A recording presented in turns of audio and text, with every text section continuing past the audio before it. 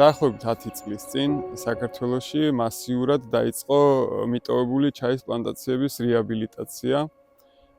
და რადგან არ იყო დიდი გამოცდილება და არ ჰქონდა კოორდინაცია, თითოეულ მეწარმეს უწევდა საკუთარი ძალებით გამკლავებოდა გამოწვეულ პრობლემებს, როგორებიც არის ბაზარი, ექსპორტი, ხარისხი, აგრონომიული სამუშაოები და ასე შემდეგ.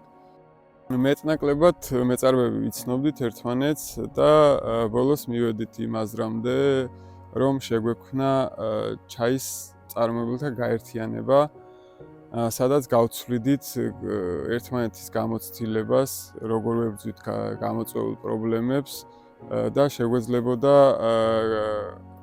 გვესაუბრა გარკვეულ სტრუქტურებთან, სახელმწიფო სტრუქტურებთან, საერთაშორისო პარტნიორებთან.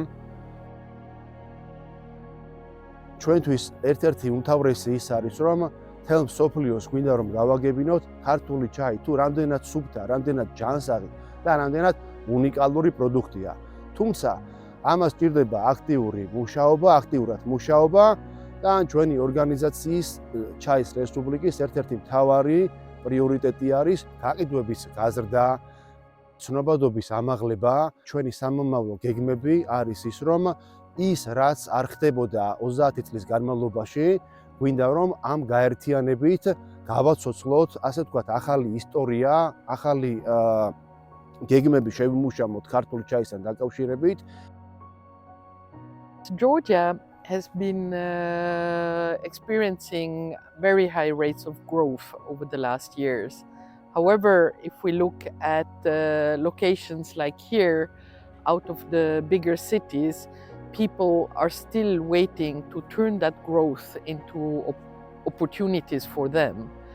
And therefore, Switzerland is supporting, like here in Goria and in other regions, the revitalization of the tea production.